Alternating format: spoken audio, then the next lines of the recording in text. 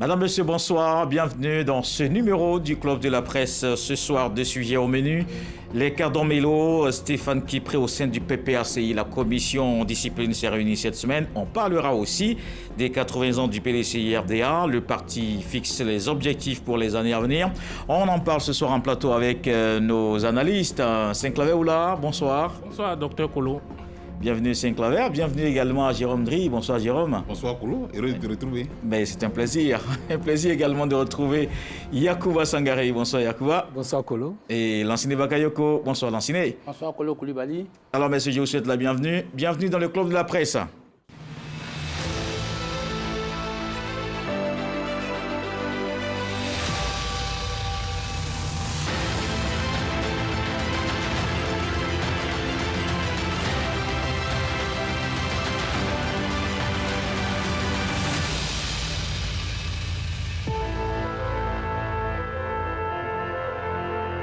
C'est une question d'actualité. Les partis politiques et la discipline interne. Cette semaine, Don Melo et des militants du PPACI sont passés devant la commission discipline. Il y a aussi le cas du député Stéphane Kipré, donc au sein du même parti. Quelle suite justement selon vous, messieurs? On en parle d'abord avec F. Boué et on se retrouve juste en plateau. Le Parti des peuples africains Côte d'Ivoire, PPACI, a traduit plusieurs de ses cadres en conseil de discipline. Parmi eux, Awa Don Melo et Stéphane Kipré. Le 8 avril dernier, au siège du PPACI à Cocody Rivera Bonoumé, l'ancien ministre Awa Don Melo et 14 de ses proches ont comparu devant le conseil de discipline sur convocation du secrétaire exécutif Sébastien Danon-Diédié. Il est reproché à Awa Don Melo ainsi qu'à ses proches d'avoir pris la décision de participer à l'élection présidentielle du 25 octobre 2025 en violation des consignes du parti. Pour sa défense, le mis en cause a assumé ses actes, soutenant que sa participation visait à préserver la présence du parti dans le jeu politique. Stéphane Kipré est attendu dans les jours prochains devant le même conseil de discipline pour s'être présenté aux élections législatives du 27 décembre 2025 contre l'avis de la direction du parti. À un peu plus d'un mois de la tenue du premier congrès ordinaire et de la fête de la renaissance du parti, que vaut ce marathon disciplinaire? Justement, on va rebondir sur cette question de F. Boué et avoir votre avis, Saint-Claver Oula. Selon vous, quelle suite, quelle lecture faites-vous de cette situation au sein du PPACI? Bon, je pense que après la tempête, il faut que les cadres s'asseyent pour donner une suite à l'indiscipline de certains des cadres. Mais moi, je voudrais revenir un peu sur la rencontre qu'il y a eu à Mama. La rencontre que les parents de Prince Arthur Dali, maire de Lakota, sont allés avoir avec les populations de Mama. Mama, c'est le village du président de la République, l'ex-président de la République, Laurent Gbagbo. Ils sont allés rencontrer le chef de ce village et le chef, au cours de cette rencontre, a dit quelque chose qui, vraiment, moi, m'a beaucoup intéressé. Il a dit, et je lis, « Nous allons tout mettre en œuvre pour le ramener, parlant du président Laurent Gbagbo, pour le ramener à la réalité parce qu'il ne peut pas faire route seul. Il lui faudra marcher avec des personnes sur qui il peut compter, comme le maire de Lakota, Prince Arthur Dali. » Je pense que l'allusion faite ici au maire de Lakota, c'est aussi, on peut ramener cette allusion aux autres responsables politiques, notamment Stéphane Kipré et Awa Don Melo. Oui, pour dire que c'est vrai, il y a eu aujourd'hui cette indiscipline, il y a eu ce refus de s'aligner sur les décisions du PPACI, mais à la fin, il faut pouvoir s'asseoir, il faut pouvoir tirer les conséquences et il faut pouvoir faire en sorte que, certes, ce qui s'est passé ne soit pas un cas contagieux pour les autres, pour les jours à venir, mais en même temps, il faut essayer de voir quelle place donner à ces indisciplinés et puis avancer ensemble. Parce que tout parti politique recherche, c'est vrai, recherche les compétences, mais recherche aussi le nombre. Il ne faut pas éjecter ces cadres-là de la marche du parti. Jérôme Dri, quel est votre avis et surtout quelle suite en fait à cette situation? Écoutez, je pense qu'il faut essayer de remonter un peu. Il y a 2 cas qui se présentent là. Il y a le cas de Stéphane Kipré et qui n'a pas encore été entendu, et le cas de Awa Dombelo.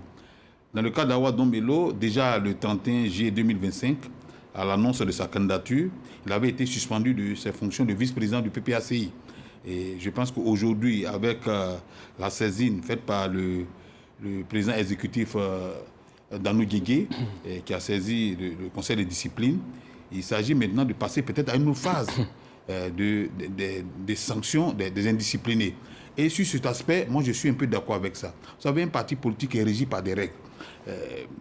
Vous n'êtes sans ignorer que le comité central, le 6 novembre 2025, avait tenu une session où il avait indiqué clairement qu'il était interdit à ses militants de pouvoir aller à des élections sans l'avis de leur parti, parce que le parti avait décidé de ne pas aller à ces élections. Mais Dombelo avait quand même motivé cette décision de sa part. Et d'ailleurs, au sorti du conseil de discipline, ils ont quand même rappelé et surtout assumé. Oui, ils ont quand même rappelé et assumé, mais ce que nous constatons dans la déclaration de Dombelo, c'est que Dombelo et ses amis, ses 14 amis, ne regrettent même pas leur acte.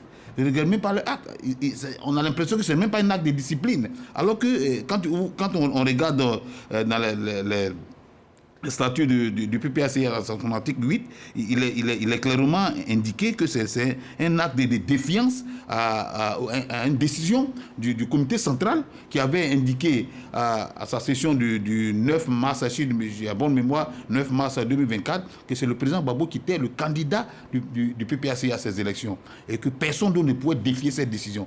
Mais Awa Dombelo motive pour dire que non, c'est pour éviter un vide au plan politique. Mais bon, c'est vrai, il motive sa décision, mais il y a la décision prise par le parti qui dit qu'il ne faudrait pas que quelqu'un d'autre, en dehors de Gbagbo, s'y prenne comme candidat. Mais bon, je pense que le conseil de discipline va statuer, va prendre une décision parce que cela va contre, c'est comme une défiance à la décision du comité central. Et Awa Dombelo et ses camarades devraient assumer, parce que ce que nous voyons au PPACI n'est pas nouveau. Les autres partis politiques où il y a eu des indisciplines ont été sanctionnés récemment au niveau de RHDP, 173 personnes ont été sanctionnées. Et moi, je suis d'accord avec ces sanctions-là. Ces sanctions, ce n'est pas vraiment pour, peut-être, on va dire, injecter carrément le militant, mais c'est pour appeler ce militant-là à plus de conscience, pour dire que désormais, un parti politique, vous êtes militant d'un parti politique qui est régi par des règles.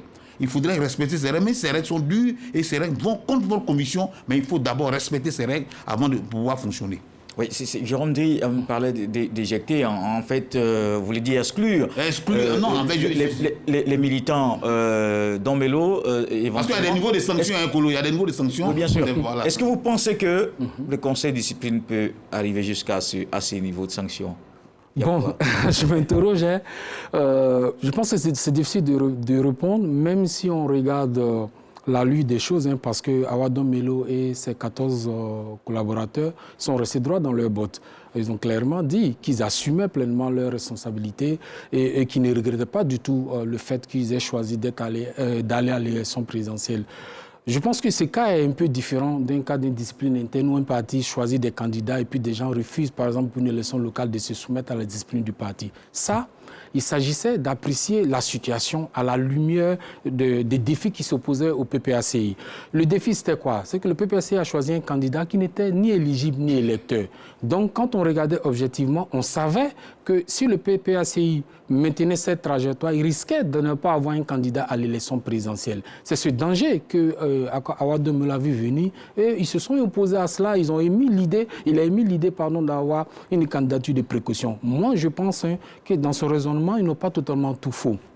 Ils sont dans une aventure, ils se rendent compte que le bateau le navire est en train d'aller tout droit, cogner un iceberg. Donc, ils alertent le capitaine de bord pour dire attention, il faut qu'on envisage un plan B. Je pense, en somme, ce n'est pas mauvais. C'est différent du cas où on choisit des candidats en interne pour une élection locale. C'est différent du cas du RAG, par exemple, qu'il évoque ou d'autres partis. Dans ce cas d'espèce, est-ce qu'ils ont eu tort ou raison? Moi, je pense que c'est la première question qu'il faut poser. Quand on analyse, Awa Dombelo n'a pas eu tort, puisque quand on regarde, le PPACI a échoué sur toute la ligne dans sa posture. 1, ils n'ont pas empêché l'élection de se tenir. 2, ils ne sont pas allés aux élections législatives. Conséquence, ils sont absents totalement au Parlement et ça crée un vide sur la scène politique pour le parti. Et c'est ça justement que Awadom voulait éviter. Et il parle de l'isolement. Le parti s'isole là et il y a une forme de marginalisation. Et ensuite, il y a un abrigadement des cadres. Parce que grâce à cause de cette option jusqu'au boutiste, le PPACI a empêché des candidats qui auraient pu être élus députés à l'Assemblée nationale. Donc, est-ce qu'il faut les sanctionner alors qu'ils étaient, pour moi, dans une posture, pour moi, réaliste? Je m'interroge. Donc, c'est au comité central d'apprécier, mais le fait qu'ils soient droits dans leur botte, ça présage déjà qu'en interne, vraiment, les discussions risquent d'être très chaudes, voilà, et qu'ils assument pleinement leur choix. Bakayoko. Alors, cette commission de discipline, à mon avis, ressemble à une sorte de théâtralisation d'une situation qu'on aurait pu éviter. Parce que je pense que Don Melo a mené une action de salut public, une action de survie de l'opposition ivoirienne. Mais davantage, plus que le parti, c'est une action il a contribué à maintenir la Côte d'Ivoire entière en vie. Parce que imaginez une élection où il y avait un candidat unique, notamment le candidat du RHDP. C'est vrai, l'élection aurait été crédible, mais ça allait décrédibiliser le processus électoral. Donc Melo, ce qu'il a fait, je crois qu'il a non seulement sauvé l'opposition, mais il a aussi sauvé la République en s'engageant dans la course à la présidentielle qui est venue donner toute sa noblesse à ce processus électoral qui a abouti à l'élection du président Alassane Ouattara. Donc je crois que Don Melo aujourd'hui est dans la bonne posture parce que le PPACI ne peut pas se permettre, ne peut pas se donner de luxe d'exclure Don Melo, Stéphane Kipré et bien d'autres parce que ceux-là, ce sont la crème aujourd'hui du PPACI. Le PPACI, sans ses personnalités, c'est comme une voiture sans carburant qui est arrêtée. Et aujourd'hui, on voit clairement que le PPACI, ça ne fonctionne pas. C'est un parti qui est dans l'immobilisme parce que toutes les têtes pensantes, toutes les énergies actives sont aujourd'hui, on tente de les exclure, on tente de les ostraciser, notamment Stéphane Kipré et Awadom Melo, qui sont vraiment des cerveaux qui permettent de vivifier la démocratie interne du parti. Aujourd'hui, vous voyez qu'on est dans une sorte de dictature au sein du PPACI et qui fait que le parti ne fonctionne pas. Et puis, par ailleurs, je voudrais terminer par là. Vous voyez, Awadom Melo, il a aujourd'hui le bon rôle.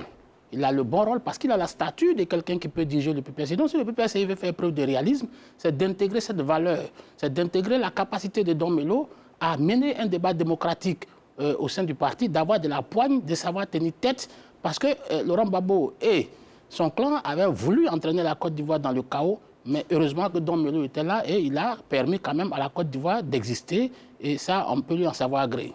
Et Jérôme Driss, c'est vous qui parlez d'une posture du clan Don Melo, donc qui assume en fait sa décision. C'est peut-être un peu différent aussi de Stéphane Kipré, qui déjà, même s'il n'est pas encore passé devant le Conseil, qui déjà, il a fait un profil bas. Il a demandé pardon publiquement. Il reconnaît quand même qu'il a fait preuve de défiance à la décision du comité central, contrairement à Don Melo et ses camarades qui restent droits dans leur botte.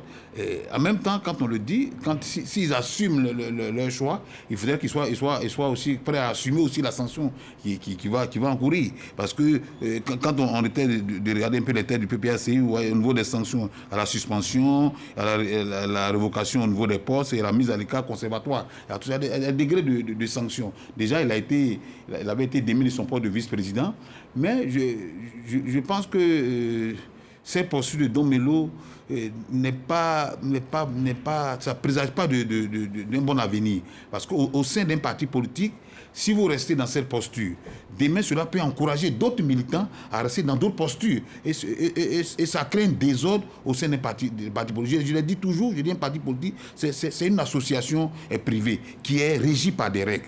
Et ces règles-là, en tant que militant, si vous n'êtes plus, vous ne voulez plus sous ces règles-là, mieux vaut démissionner de ce parti politique et vous partez en solitaire, peut-être être candidat. Don Melo peut-être aurait dû, pourquoi pas, démissionner, pourquoi pas, du PPACI.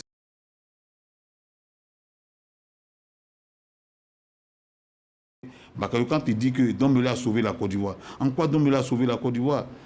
Non, on ne voit pas encore Don Melo a sauvé la Côte d'Ivoire. Il a eu combien de pourcentage, 0, et quelques à l'élection présidentielle. Au contraire, Don Melo n'a pas sauvé la Côte d'Ivoire. Le parti au pouvoir s'est servi des Don Melo autres pour pouvoir légitimer et crédibiliser une élection qui était contestée par l'opposition. On va rester sur le cas donc, du PPACI et peut-être faire un commentaire ou des analyses sur ce que peut-être on entend aussi un peu partout, selon certaines personnes qui estiment qu'en fait ici il y a une guerre de positionnement au sein du PPACI. Non, ça c'est inhérent à tous les partis politiques aujourd'hui.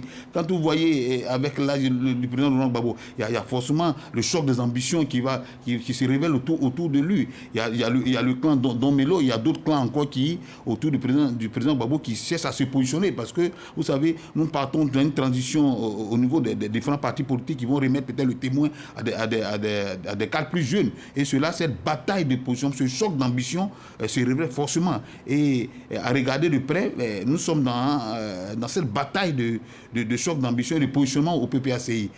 Mais je pense que quand le leader est encore là, c'est vrai, cette bataille peut se mener, mais cette bataille ne doit pas virer à une sorte de défiance des décisions prises par la direction du parti. Saint-Claver Oula, qu'est-ce que vous pensez justement sur cette question-là? Il y a forcément cela qui joue aussi, ou non? Non, moi, en fait, ce qui se joue aujourd'hui au niveau du PPACI, c'est plus le fait de maintenir une discipline, une ligne claire et unifiée et une discipline autour du président Laurent Gbagbo. Ça, c'est un premier fait. C'est-à-dire, c'est lui le président, c'est lui quand il prend des décisions et ces décisions-là doivent être respectées. Ça, c'est déjà un premier objectif clair.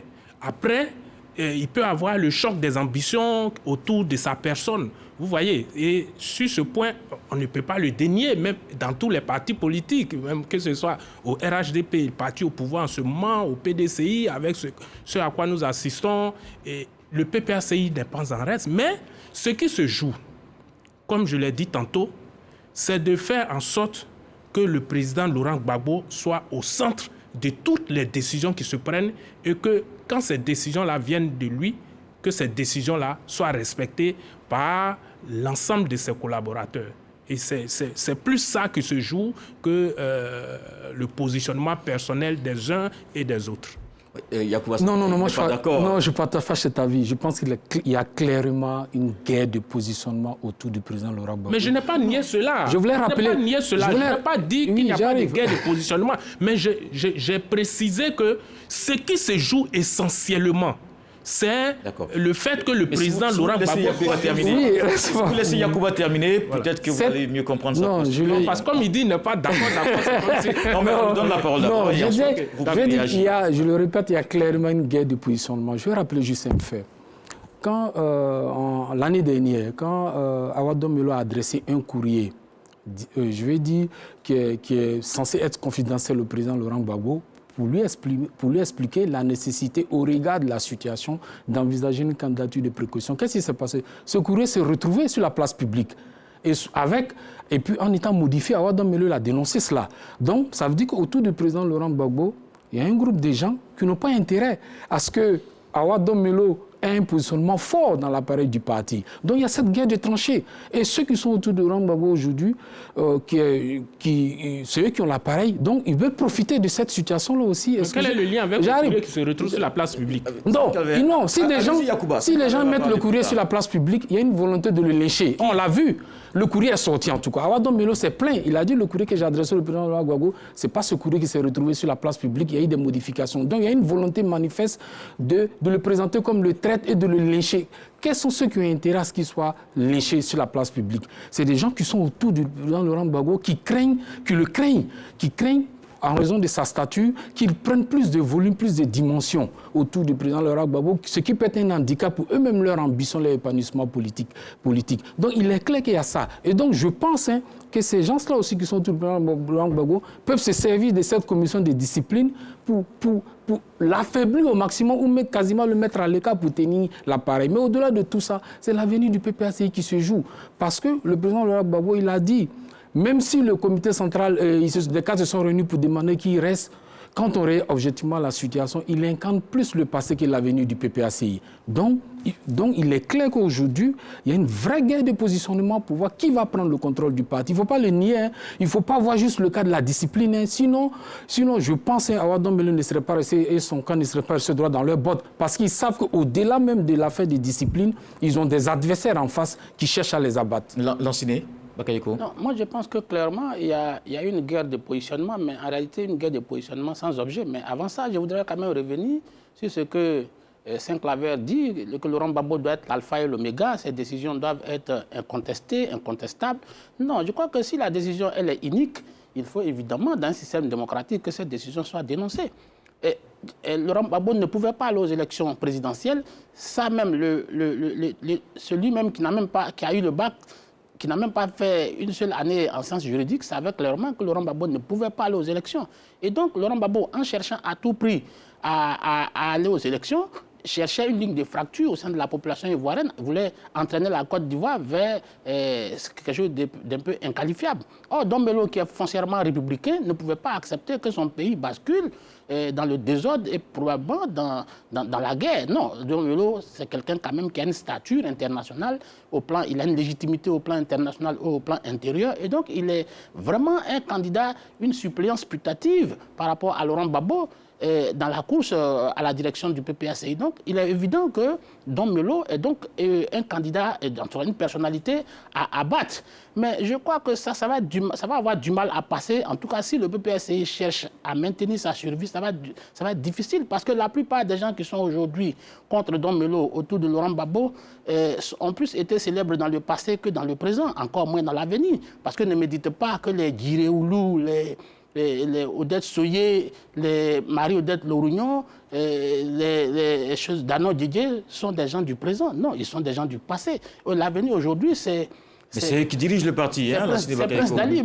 C'est eux qui dirigent le parti. Écoutez, mais ils dirigent le parti, mais en réalité, ils n'ont aucune perspective heureuse pour le PPACI. Ils sont dans des batailles de positionnement personnel. Or, Awa Don Melo, Prince Dali et probablement Stéphane Kipré représentent l'avenir du PPACI, représentent la force du PPACI. Or, clairement, aujourd'hui, on voit qu'il y a une bataille des clans entre les réformateurs, ceux qui veulent que le PPACI avance et ceux qui veulent le statu quo incarné par ceux qui ont convoqué leurs camarades au comité de sanctions. D'accord. Vous voyez, donc clairement, aujourd'hui, c'est une bataille de positionnement, mais il n'est pas évident. En tout cas, si on veut être objectif, si on aime le PPACI, si on veut que le PPACI subsiste, il faut que cette bataille soit abandonnée pour que Don Melo et ses amis retrouvent leur place au sein du PPACI.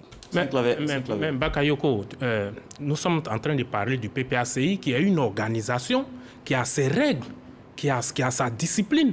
Et donc, quand on appartient à une telle organisation, il faut se conformer à ces règles, à ces disciplines. Écoute-moi, c'est le secrétariat, c'est toute cette organisation qui a décidé que personne n'aille à des élections, que personne ne fasse que personne ne fasse ça. La dernière fois, quand il y a eu des débats sur la question des disciplines au sein des partis et qu'il fallait que les cadres, les militants respectent ces disciplines-là, quand on a débattu du cas du RHDP la dernière fois qui s'apprêtait à prendre des sanctions contre des indisciplinés, mais tu as répété la même chose. Donc le PPACI n'est pas en reste, c'est la même chose au PPACI. Donc, la différence, c'est que le PPACI voulait entraîner la Côte d'Ivoire. Non, cher ami. C'est ça la différence. D'accord, c'est quoi vous avez terminé.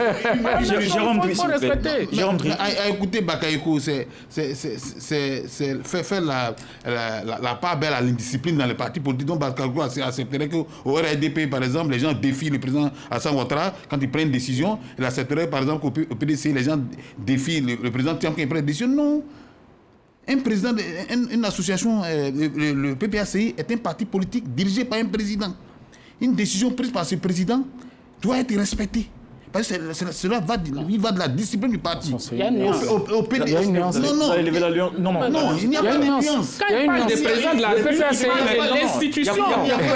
Il y a une nuance. Quand le président prend une décision, cela ne doit pas être défié par les militants. Et moi, à ma place, là, je ne serais pas d'accord qu'un militant défie une décision venant de la direction du RHDP. De même qu'au PPACI, moi, je ne serais pas d'accord. Ou bien au PDCI, je ne serais pas d'accord qu'un militant défie une décision qui vient du président. Parce que si tu acceptes que des militants du PPACI défient leur président, il faudra accepter qu'au RHDP, des militants défient le président de l'Assemblée nationale et prennent une décision. Parce que je pense que les partis politiques sont régis par des règles et par des statuts. Celui qui ne rentre pas, qui ne veut pas rentrer dans ce moule-là, moi je le dis toujours, il est mieux de pouvoir démissionner, quand on n'est plus d'accord, démissionner de cette association, et puis bon, évoluer en solo, on n'aura pas la discipline du parti à votre dos. Alors, messieurs, les deux dernières réactions, en une minute, Lansine Bakayoko d'abord. Je pense qu'il y a une nuance dans la mesure où, dans le cas du RHDP et du président Alassane Ouattara, il n'y avait aucune menace de guerre civile, il n'y avait aucune menace de remise en cause de l'État ivoirien. Or, Laurent Gbagbo, il n'a pas dit « je ne veux que personne n'aille aux élections ». S'il avait dit « j'aurais été d'accord avec moi, je ne veux pas que le PPACI ait un candidat aux élections ». Mais il dit « je veux que ce soit moi qui aille aux élections », alors qu'il sait très bien qu'il ne peut pas aller aux élections. Ça veut dire quoi? Il cherche la confrontation violente. Parce que une confrontation plus vigoureuse. Bakayoko, on parle de la candidature de Dom Melo. Le président Laurent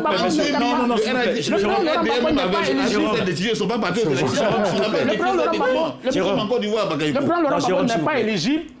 Dans le cas du RHDP, il n'y a pas un problème d'éligibilité, c'est un problème de discipline. Mais là, Laurent Gbagbo, mais c'est le même cas de discipline. Il veut remettre en cause l'existence de la Côte d'Ivoire en engageant On va passer la parole à Yacouba. C'est les mêmes questions de discipline. Il faut accepter que les militaires respectent le président. Oui, je suis d'accord que le principe de discipline doit être respecté dans l'ensemble. Merci. Mais, attention, dans le cas d'espèce, il y a quand même une nuance. Quelle est la nuance? La nuance, c'est que le PPACI a choisi un candidat qui, a priori, ne pouvait pas être candidat. En réalité, ce n'était pas un choix lucide. Est-ce que c'est parce qu'on est dans un parti politique? Pas lucide, raisonné. Oui, raisonné. Mais est-ce que parce qu'on est dans un parti politique, on sait que ce choix-là, il n'est pas bon, il ne va pas aboutir à quelque chose, parce qu'on est dedans, on doit foncer les yeux baissés, les yeux fermés, quitte à aller cogner le mur. Voilà la raison fondamentale. Moi, je vois la discipline s'analyse objectivement sur des questions qui visent l'intérêt général du parti. Il est clair que la décision que le PPACI a choisie, c'était une décision qui allait contre l'intérêt du PPACI. La conséquence, c'est quoi? Aujourd'hui, des cadres... Si, parce que le PPACI avait choisi la question... Le PPACI a choisi la question de l'assurance. Quand vous savez que c'est comme quelqu'un, j'ai fait simple. Tu n'es pas inscrit à un examen et tu vas aller composer. Qu'est-ce que tu cherches? Tu cherches J'arrive. Il y a nuance. 2 minutes. Non, j'arrive. Il y a nuance. Bon, tu as créé les trous. Donc le PPACI s'inscrit dans une trace. Je termine rapidement avec ça. En 15 secondes. Je vais dire que le PPACI a choisi une décision qui allait à l'encontre de l'intérêt même du parti. Donc il est tout à fait normal que des cadres d'une certaine dimension puissent s'opposer à cette décision. C'est clair et net. C'est pas pareil. En 2000, un parti politique, ce n'est pas une secte. Ce n'est pas une secte, c'est une association. Yacouba, vous avez terminé. Vous avez terminé. Jérôme Dri, merci, monsieur. On va passer au deuxième sujet. Pour ce premier tour, c'est terminé. On va parler maintenant des 80 ans du PDCI-RDA, le Parti démocratique de Côte d'Ivoire, qui fait le bilan et se projette. On fait un point avec F. Boué et on se retrouve ici en plateau pour vos analyses, messieurs. Fondé en 1946 par feu le président Félix Houphouët-Boigny, le Parti démocratique de Côte d'Ivoire, Rassemblement démocratique africain, PDCI-RDA, célèbre ses 80 ans. 8 décennies marquées par un rôle majeur dans la vie politique ivoirienne. À la cérémonie de lancement des festivités de ce 80e anniversaire, le président Tidiane Thiam, intervenant par visioconférence, fait un long rappel de la vie du parti, de sa naissance à nos jours. Succès électoraux, période d'opposition, résilience et recomposition interne, les militants et les dirigeants du parti saluent ce dense héritage politique. Tidiane Thiam a aussi appelé ses militants à l'unité et défini la feuille de route pour la suite. Nos priorités sont claires. Nous devons anticiper les futures élections locales comme présidentielles à travers des comités élargis de bilan et de perspective. Nous devons poursuivre et renforcer le dialogue interne afin de nous accorder sur l'essentiel. Nous devons engager des actions pour renouveler et renforcer notre implantation, surtout parmi les jeunes. Il nous faut continuer à redynamiser les cellules des femmes de notre parti et mettre en œuvre les propositions pertinentes issues des travaux de réflexion sur la restructuration du parti. Entre des mêlées judiciaires, quête d'unité, héritage historique, repositionnement politique et défis internes, le PDCI-RDA est-il en phase de renaissance ou confronté à une implosion? On peut dire qu'on connaît quand même le bilan du PDCI-RDA, 8 décennies au sein de vie, c'est vrai, mais en même temps, une histoire qui se confond un peu à l'histoire de la Côte d'Ivoire moderne. Mais la question ici, c'est peut-être le défi, et puis on le sait, la vie actuelle dans la sphère politique en ce moment. Quelle est votre lecture, d'abord sur le bilan et puis éventuellement sur les projections du parti? Saint-Claver-Oula. Bien plus qu'un parti politique, il faut dire que le PDCI est la matrice de l'histoire politique de Côte d'Ivoire. Et c'est ce parti-là qui a conduit la Côte d'Ivoire à l'indépendance. Et aujourd'hui, si la Côte d'Ivoire a pu être ce qu'elle est, bien qu'on ait connu des tourments, la tempête et autres, il faut se réjouir de ce que ce soit le PDCI avec à sa tête le président Félix Houphouët-Boigny qui soit là à un moment donné. Et ce parti-là, quand on évoque le PDCI, aujourd'hui je vois un peu la stabilité de la Côte d'Ivoire jusqu'à une certaine période, de 1960 jusqu'à 1990, jusqu'à ce que le père fondateur Félix Houphouët-Boigny ne tienne plus véritablement sur ses pieds. Donc, dans ce sens-là, il faut dire que le bilan de ce parti, il a été positif. Avec la cohésion qu'il y a eu, la paix, le dialogue qui a été prôné incessamment par le président Félix Houphouët-Boigny, qui a promu le brassage des cultures.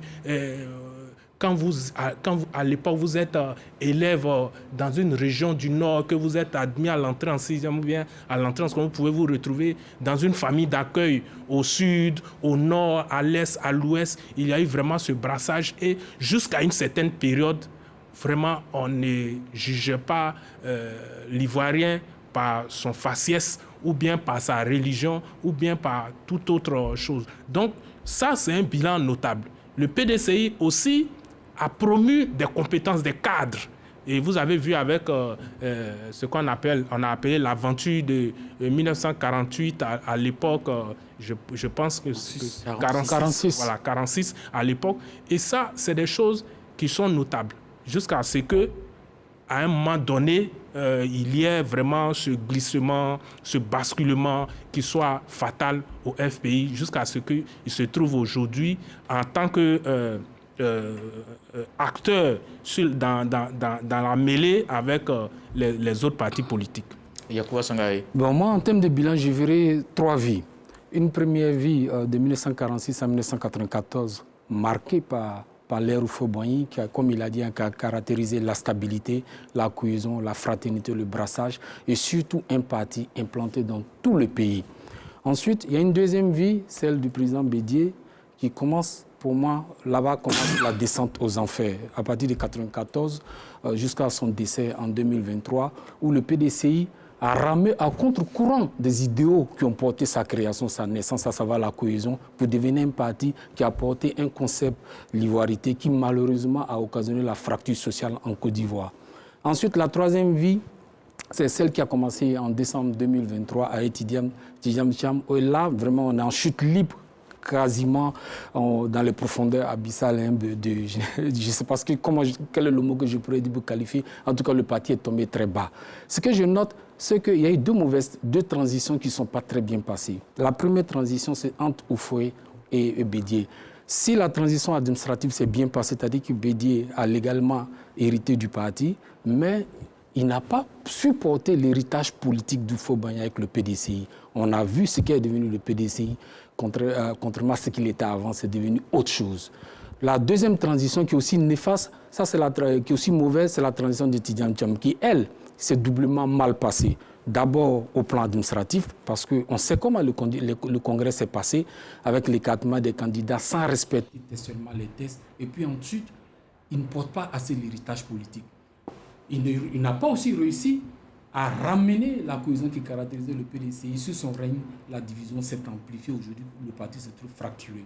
Voici la conséquence. Donc, on a aujourd'hui un parti qui n'est que l'ombre de lui-même aujourd'hui, qui a eu un héritage très fort pendant un certain moment, mais dès que vous faites partie, ceux qui sont arrivés après, excusez-moi de le dire, n'ont pas du tout été à la hauteur de ce que fait pour le PDCI.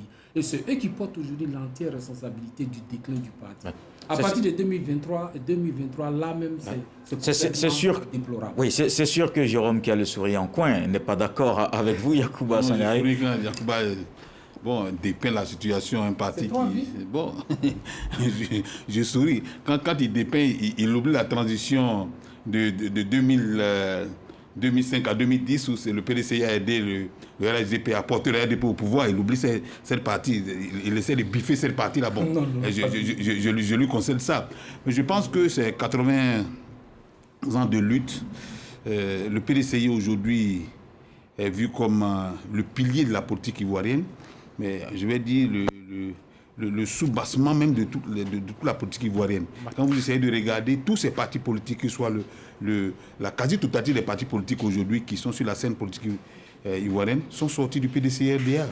Et ce PDCI-là, 80 ans après, demeure un PDCI assez fort. Quand vous regardez, c'est vrai que Yacouba, peut-être, il a sa vision du PDCI, mais le PDCI demeure un PDCI assez fort 80 ans après. Je vais vous révéler quelque chose, peut-être que les gens ne font pas attention. Là, quand le président Henri Konan Bédié prend le PDCI était le parti unique et le parti au pouvoir. C'est le président Henri Konan Bédié qui introduit au PDCI cette forme de démocratie où à une élection du président du parti, des militants peuvent se présenter contre le président. Et il peut y avoir plusieurs candidatures. Ça, c'est sous le président Bédié que cela se passe. C'est-à-dire que la démocratisation même de l'élection PDCI-RDA, c'est sous le président Henri Konan Bédié. Ce président Henri Konan Bédié qui, malheureusement, a été injecté du pouvoir. Le PDCI n'a pas perdu le pouvoir à travers les unes. Ça, on ne le dit pas très souvent. Mais le PDCI a perdu le pouvoir à travers un coup d'État en 1999. Le président Henri Konan Bédié va en exil pour 2 ans. Il revient prendre le PDCI-RDA. C'est ce même PDCI qui est le faiseur du roi, qui porte le RDR, qui accompagne le RDR dans le RHDP et qui, en 2010, accède au pouvoir. 2018, le RDR qui, certainement, animé par peut-être par le pouvoir, essaie de s'écarter du PDCI. Le PDCI revient dans l'opposition. Mais malgré cela, le PDCI demeure un parti assez solide aujourd'hui. Quand vous regardez les piliers du PDCI, le PDCI demeure un parti solide. En 2023, avec la mort du président Henri Konan Bédié, certains avaient parié que le PDCI allait mourir, le PDCI allait chuter. Il n'en est rien. Le PDCI, avec le Tidiane Thiam, devient un PDCI assez fort. Aujourd'hui, quand vous regardez le PDCI, c'est un PDCI assez redynamisé. Quand on prend même les chiffres, je prends de façon hasardeuse des chiffres, vous avez, avec l'arrivée de Thiam, vous avez vu près de 17 000 jeunes qui ont adhéré au PDCI-RDA parce qu'ils sentent un PDCI assez nouveau aujourd'hui. Aujourd'hui, l'espérance du PDCI, c'est quoi? Ou le défi du PDCI, c'est quoi? C'est la conquête du pouvoir en 2030. Et pour aller à cette conquête du pouvoir, le PDCI est en train de se redynamiser pour aller à cette conquête du pouvoir. Récemment, le président Thiam a lancé une opération de redynamisation du parti en demandant à chaque cadre de faire des propositions, ce qui n'est pas perçu dans les autres partis. Les cadres sont libres de faire des propositions. À travers ces propositions, le PDCI va se redynamiser. Mais je voudrais terminer pour dire que PDCI 80 ans, je ne suis pas sûr qu'un parti politique en Côte d'Ivoire, je peux le parier, pourrait atteindre cet âge-là, 80 ans. Parce que le PDCI a connu un coup d'État, deux rébellions, a connu des débauchages de ses cadres, mais ce PDCI-là demeure assez solide. Et 80 ans après, c'est un PDCI assez bonifié, comme une vieille sauce assez bonifiée qui va à la reconquête du Dans Sidibé Bakayoko. Bon, je voudrais commencer par là où il a terminé. Il a dit que le PDCI, c'est un parti bonifié, mais moi, je vois un parti grabataire. Oui, non, ça c'est ta vision. La vision peut être dactylienne, hein, donc c'est ta vision.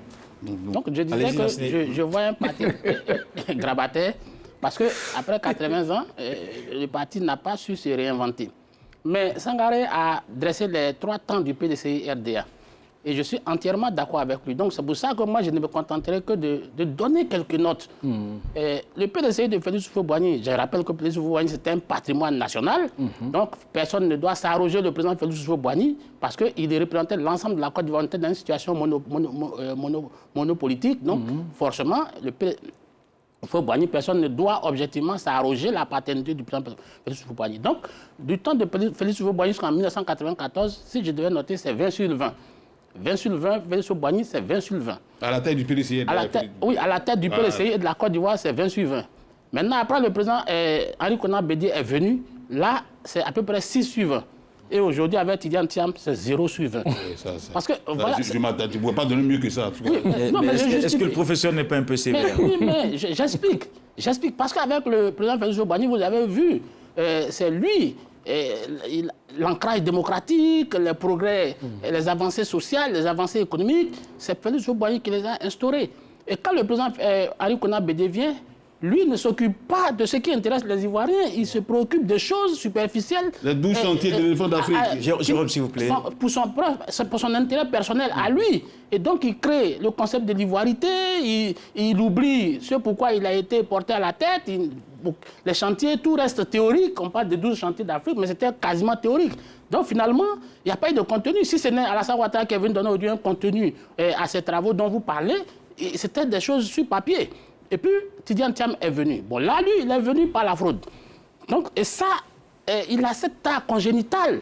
Parce qu'il est né dans des conditions, quand il a une naissance politique, il est né en 2022-2023 dans des conditions... Le congrès c'était 2023. Le congrès c'était 2023, dans des conditions complètement ubuesques. Il a été porté par des gens, je pense notamment à Kobri Boni, Émile Constant Bombé Gervais, qui l'ont porté au mépris de toutes les règles démocratiques, au mépris du statut et des règlements intérieurs du parti qui l'ont imposé. Et aujourd'hui, la forme ayant été viciée, le fond est sans contenu. Et c'est pour ça qu'il n'arrive pas à tenir le guidon du PDCI-RDA aujourd'hui. Il est contesté de toutes parts.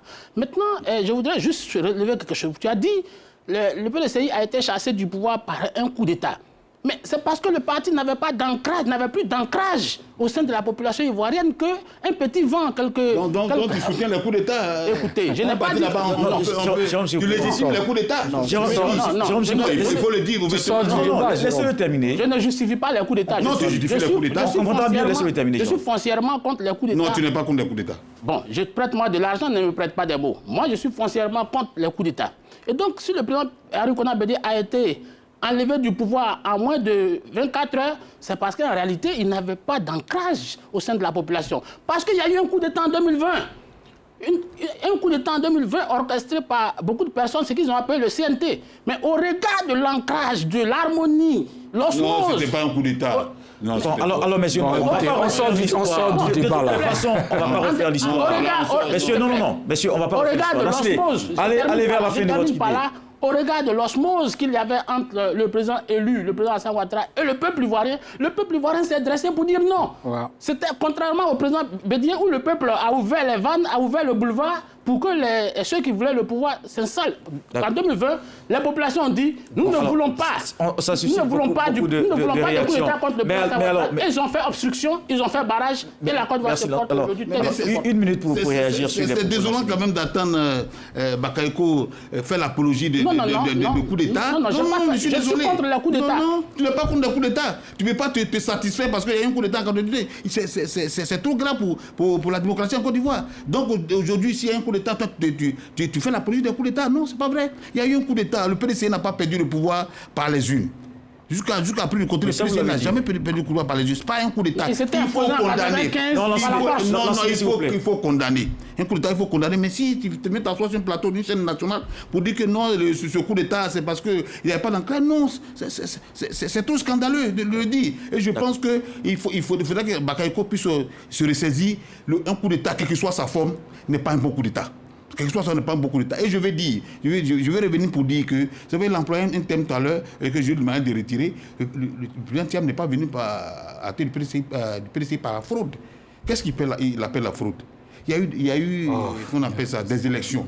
C'est un débat suranné. Tout le monde sait que ce n'est pas la fraude. Non, ce n'est pas par la fraude. Laissez-le terminer. Kolo, je demande à Lassine de retirer ce... Lassine, allez-y alors. Retirer la fraude. C'est insultant pour un président. Il n'est pas venu par la fraude, il est venu dans des conditions ubuesques. C'est insultant pour un président du parti. Il a retiré l'expression. Donc, je terminerai pour dire que c'est vrai, aujourd'hui, c'est vrai, Bakayoko peut dépeindre la situation pour dire que le PDC c'est un parti qui est mort, mais la réalité est là. la réalité est que le PDCI aujourd'hui, c'est le parti le plus installé, qui a plus d'ancrage au niveau national. Avec 30 ou 30 Non, Jérôme, si vous répondez chaque fois, bon, ça va être difficile.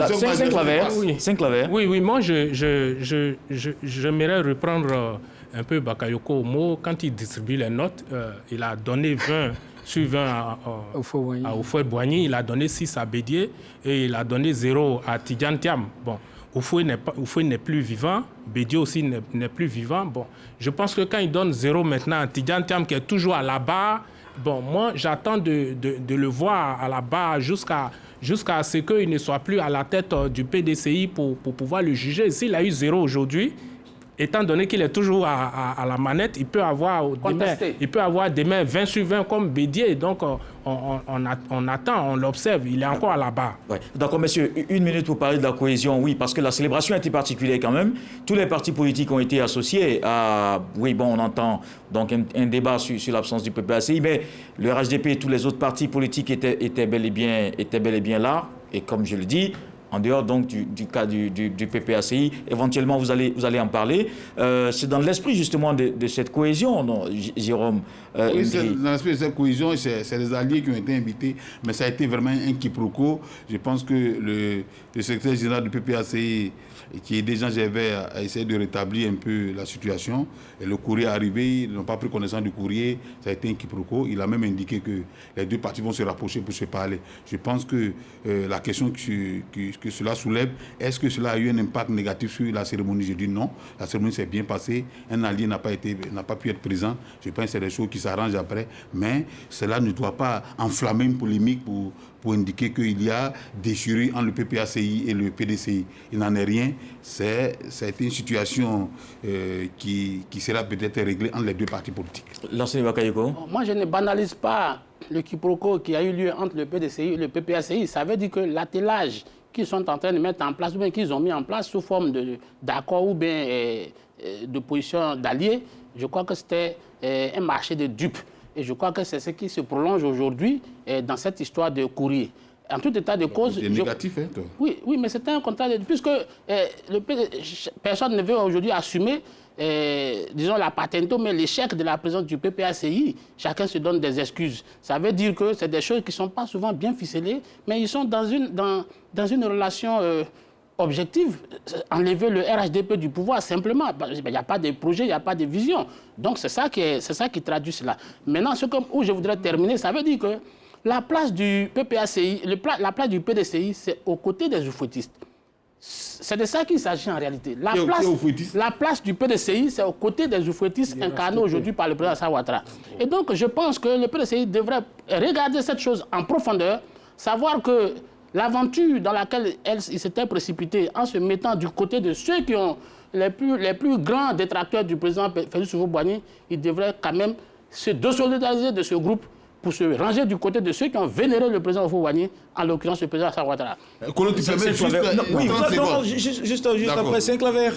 Oui, mais Bakayoko, tu le dis sans rappeler que le PDCI a été déjà aux côtés du RHDP, si tu veux, de l'ancien RDR. On a vu ce que ça a donné. Ils ont été roulés complètement. Dans la farine. Dans la farine. Bédié, en se rapprochant du RHDP, s'est dit qu'il peut maintenir le PDS, il peut maintenir le PDCI dans sa dynamique tout en faisant, comment dirais-je, une alternance, tout en ayant une alternance avec son frère Alassane Ouattara. Mais on a vu dans des discours enflammés ce que le RHDP a dit, qu'ils font déjà partie de l'opposition, du pouvoir. Pourquoi encore chercher à être président de la République? Donc ça n'a pas marché. Donc ce que tu es en train de dire là, ce n'est pas possible avec le RHDP. Ça c'est deuxième point. L'autre point, la question que Dr Kolo pose, l'absence du PT. Bon, je pense que c'est vraiment symptomatique notre administration, même de façon générale, ce n'est pas PDCI ni PPACI. Non, attendez, non. Est-ce que c'est attends, j'ai vraiment juste de généraliser?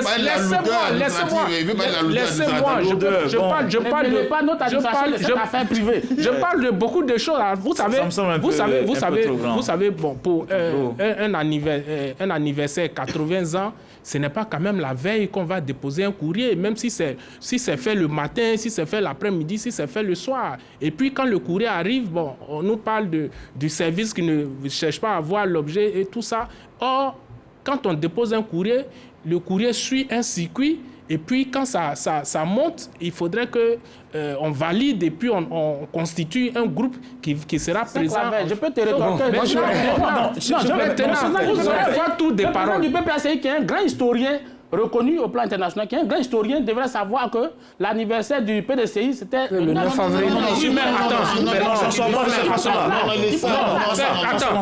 pas fini.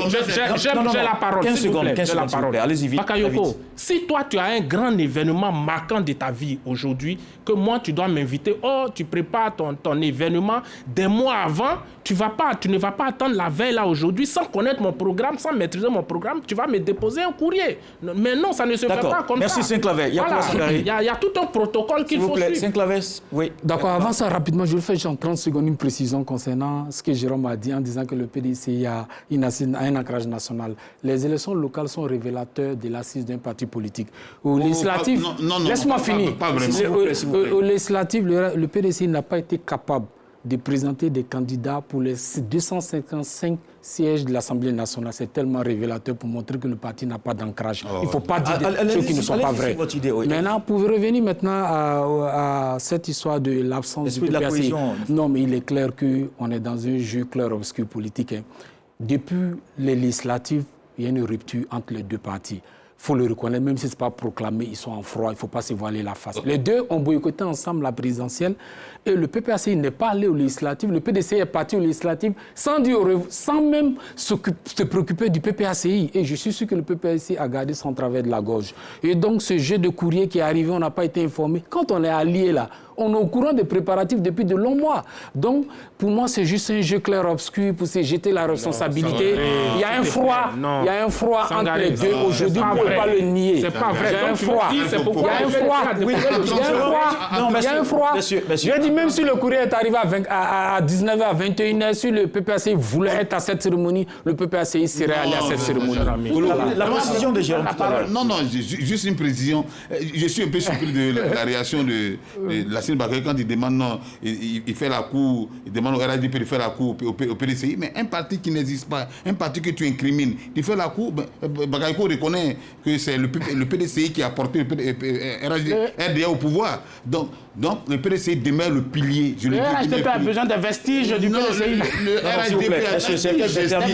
Le RADP existe qu'aujourd'hui, existe par qui? On le sait. On sait demain malheureusement ce parti sera. Merci Jérôme. Il demeurera très fort. Merci Jérôme. Lansini Bakayoko, merci Saint-Claver Oula. Merci Yacouba Sangaré. Merci à vous de nous avoir suivis et à dimanche pour un autre numéro du Club de la Presse. Merci.